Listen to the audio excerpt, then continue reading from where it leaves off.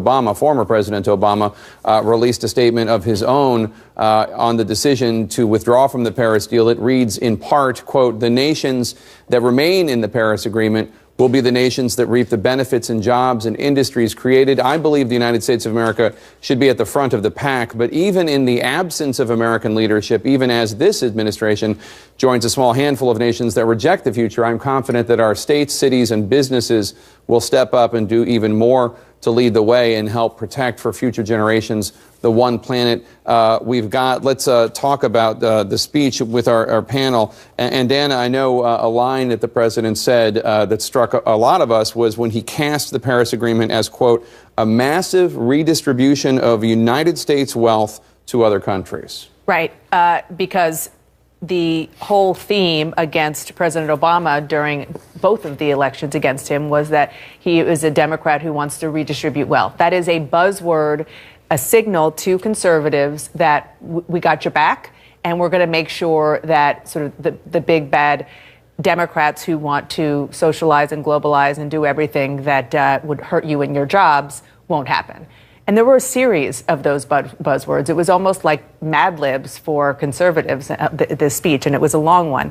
One of the things that struck me is after all of the reporting that we've done about the discussions and the debates and the pressure that he got from his daughter, from his Ivanka, from his son-in-law Jared, from his Secretary of State Rex Tillerson, there wasn't an olive branch in here.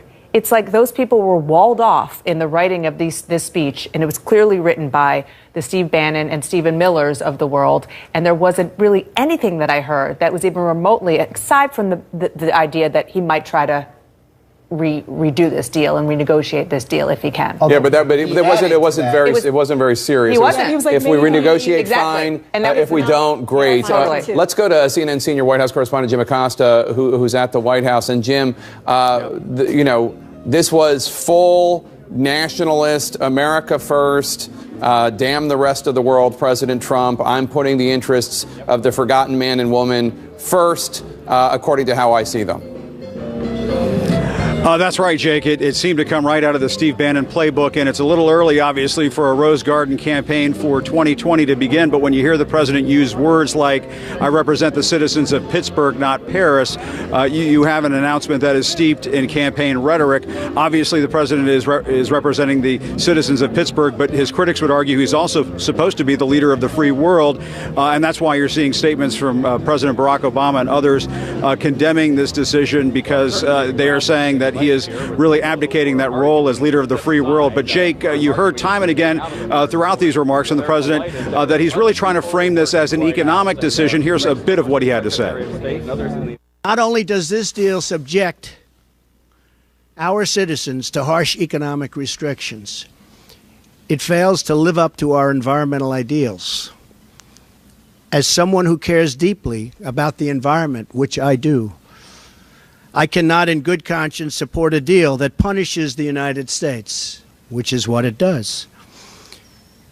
The world's leader in environmental protection, while imposing no meaningful obligations on the world's leading polluters. America is the leading environment. Now, we were just mentioning Steve Bannon, the president's chief strategist, a few moments ago, who is prominently standing outside after the president's remarks. Steve Bannon, Jake, apparently taking a victory lap after the president's remarks here in the Rose Garden. One absence we should take note of. We have not, and perhaps I'm wrong about this, we scoured the Rose Garden for any sign or sight of the president's daughter, Ivanka. We did not see her out here. Obviously, she was pushing the president to come out and say that he was going to stay in the Paris Climate Accord, but we don't see either Ivanka Trump or her husband, Jared Kushner, here in the Rose Garden, Jake. All right, Jim Acosta, thanks so much. I believe Ivanka and Jared are observant Jews, Orthodox Jews, and it is a Jewish holiday, Shavuot. I just want to read a tweet from the mayor of Pittsburgh, who wrote, "As the mayor of Pittsburgh, I can assure you that we will follow the guidelines of the Paris Agreement for our people, our economy, and future." And even though President Trump is factually correct that he represents the citizens of Pittsburgh, not of Paris, Pittsburgh is a city that voted 55% for Hillary Clinton in the presidential race. Chris Cillizza.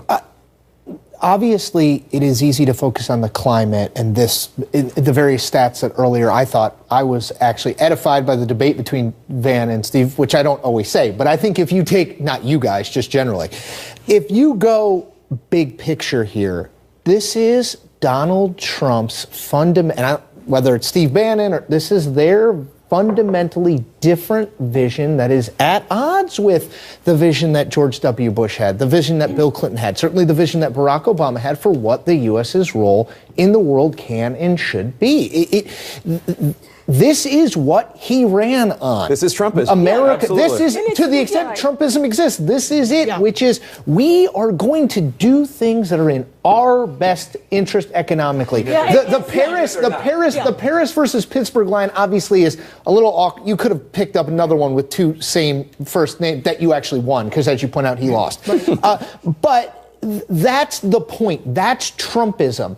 I'm here forever. These globalists, we've elected these people who've tried to make us popular in European salons. I want to be popular in the beer hall. And that's the theory of the case. And that's what he ran on. And that's what he believes this represents. And that there's not a global community, right? That really there's a global competition. And America should be dominant, right? American workers should be dominant. America should be a sovereign. He talked about sovereignty. He talked about not wanting to weaken sovereignty and being a part of this agreement would do that. So I think too often we talk about, Ivanka Trump or Javanka versus Bannon, but this was all Donald Trump, right? I mean, this was vintage Donald Trump. And in some ways, I think sort of the kind of debate and all of that, it was part of this sort of kabuki theater, right? I mean, it was almost this months-long tease about at some point I'm going to make an agreement on Paris, and all these people are in my ear. But the reality is that he made up his mind long ago. A couple things here. First of all, this isn't just a departure from Barack Obama. This is a departure from Republican and Democratic administrations, and the last four who have been working towards Paris and environmental issues. And the second point is there wasn't a lot of discussion of the environment here. This was jobs. This was jobs. And it was, the line that struck me was when the president said, at what point do people start laughing at us? At what point does America get demeaned? I can't read my handwriting. What point does America get demeaned? At what point do they start laughing at us? Probably right now. This is Trumpism. It's exactly beyond stupid. Can I finish? Sorry. Beyond the politics of it, though, Van, let's talk about the policy and what this decision actually means, because there was an article on the Weather Channel that I read earlier that says the United States withdrawing will actually mean a more rapid acceleration of the effects of climate change. Well, inevitably, because we are, a huge contributor. But I just want to back up on a couple of things. First of all, he wants the United States to be able to outcompete the world on the wrong basis. We want to be able to compete by being able to outpollute everybody. We want to be the best polluters, the most pollution, as opposed to the best solutions. So he's already wrong in terms of how he wants us to show up. And then he just doesn't even look at his own country. Look at California. California already has a more carbon-constrained set of policies than anything in Paris. And California is now the 6th largest economy in the world, and it's growing better than anything in the United States. So look at your own country. Where is there economic performance? It's when you actually have strong environmental performance that you're seeing strong economic performance. Facts don't matter. Your country doesn't matter. Where your industries are doesn't matter. Where growth is happening doesn't matter, because you want to play this game of I'm going to throw something to the base. What the base needs is not sound bites. The base cannot eat your sound bites. The base needs jobs. The base needs jobs. And the jobs are going to come from these growing sectors the president just threw under the bus. Stephen? Well, look, I agree entirely. This is Trump. This is Trumpism. And I would say it's Trump at his best. And, I did travel a lot with him during the campaign, and I went to a lot of those Midwestern industrial states. And I got to tell you, when he talked about pulling out of the Paris Accord, it was met with thunderous ovation from Trump voters. They do believe, and I happen to agree with them, that this is something that does put America last, that it puts America jobs in coal mining and transportation and the steel industry in jeopardy. And I would say this. Yeah, California does have the most stringent environmental laws right now, and factories. Nobody's building any new factories in California. Tesla? Yeah. I'm so sorry. But companies are building products to compete in California and to sell their products in California. So car companies are following California's lead because they want to sell their products there. I want to just speaking of corporations, we've been talking about how many U.S. corporations are behind the Paris Accord, not manufacturing sector corporations, but others. The CEO of both Tesla and SpaceX, Elon Musk, had threatened to quit as a presidential advisor if President Trump took the action that it seemed he was going to take. And moments ago, Elon Musk made good on that with a tweet, quote, am departing presidential councils. Climate change is real. Leaving Paris is not good for America or the world. Also, I want to read this from Jeff Immelt. He's the CEO of General Electric, and he said, quote, disappointed with today's decision on the Paris Agreement. Climate change is real. Industry must now lead and not depend on government. This is what's Elon Musk has a huge financial self-interest in solar power, right? He runs. So obviously, what about Jeff Immelt? Elon Musk gets $5 billion a year in federal What about subsidies. Chevron? So of course he What will. about Chevron? What about Jeff Immelt? Well, I mean, what about BP? What about Exxon? What about every other industry? Here's the thing. I think we have a big problem, guys.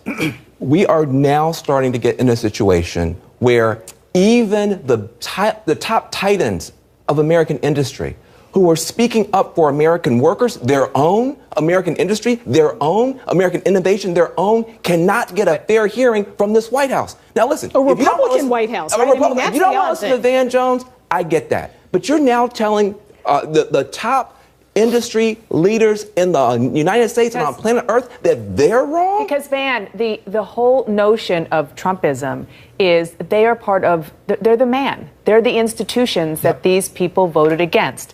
The bosses, the CEOs, Washington institutions, elites. And so you're right, and you said this, that Democrats have done a poor job of messaging what you were just saying. And it is, and I was at some of those Trump rallies. I didn't get a ride on the plane, but I was at some of those Trump rallies as well, where you saw people eating up, soaking in the arguments that I'm going to help you. Whether or not it is fair or accurate that that it is the global treaties and global agreements that hurt coal jobs, or it's natural gas because that is the competition that they have. It doesn't matter. They were hearing things that they wanted to hear. So the challenge is for your party and for Republicans who disagree with the president on this is to create an argument that will penetrate and that they will actually listen to. And it's this whole conspiratorial theory that we heard the president talk about. The same countries that are in this treaty are the same countries that don't pay enough to NATO. And he was kind of, which would be Europe, I guess, that he was linking all of these things together, which is Dana calls it the man. This is what he was saying. Why should we believe these other countries are going to comply with these agreements when we just have an agreement? I have to interrupt. The world is against us. I have to interrupt. They don't honor the agreement. I have to interrupt for 1 second. I'm sorry. It's just because we have with us the EPA Administrator Scott Pruitt, who we heard talking after President Trump spoke in the Rose Garden. Administrator Pruitt, thanks so much for joining us today. We appreciate it. Jake, good afternoon. So you said today that President Trump was representing the interests of the American people with this decision. Is it in America's interest to do more to fight climate change, or is it not?